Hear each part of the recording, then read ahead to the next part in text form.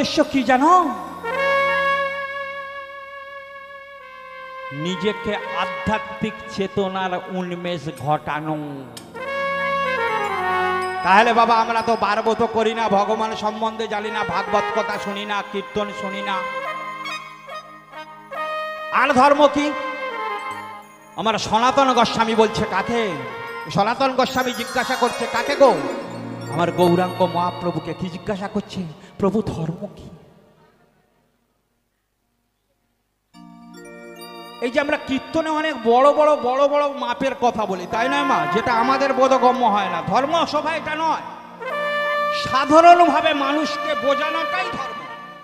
একটা অশিক্ষিত মানুষ, কেউ ক্ষমা করবেন আমাকে যদি কেউ থেকে থাকেন, তাকে যদি আমি পদাবলী সব সময় শুনিয়ে থাকি, সে কি বুঝতে পারবে না জানতে পারবে? ধর্মটাকে বোঝালে কি হবে? কেমন করে বোঝাতে হবে? সোজাভাবে, তাই নয়?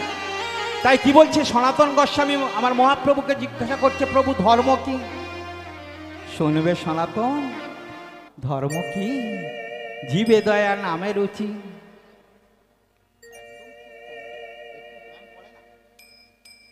জীবে দয়া নামে রুচি, বৈষ্ণব সেবন।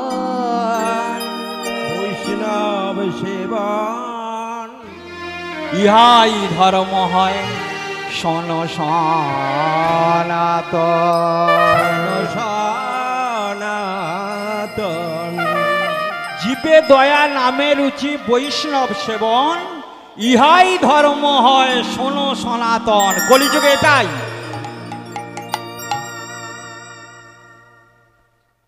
এটা একটা পদ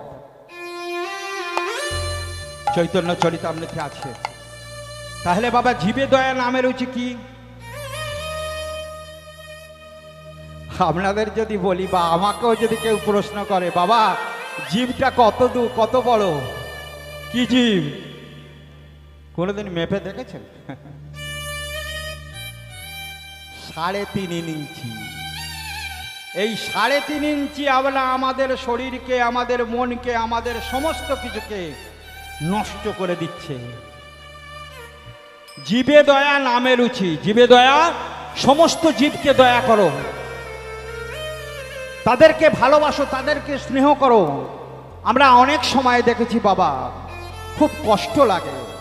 কি জানেন?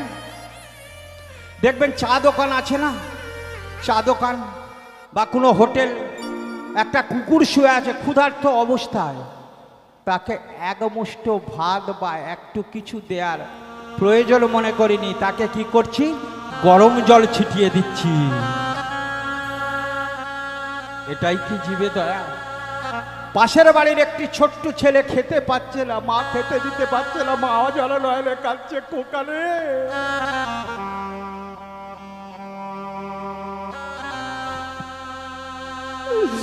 তোর চললে আজকে নয় এক ফোঁটাও দুধ জোগাড় করতে পারি না।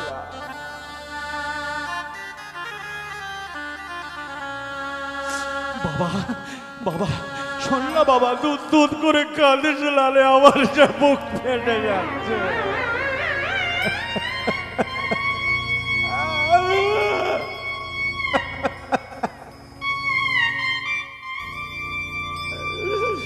শুনলে বাজার থেকে জানি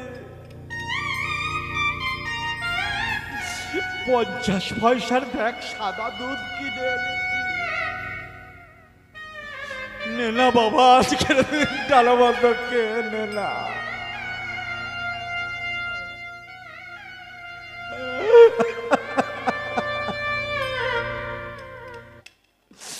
নীলা বাবা, তুই আজকের দিন ডালাবন্ধ কে নে।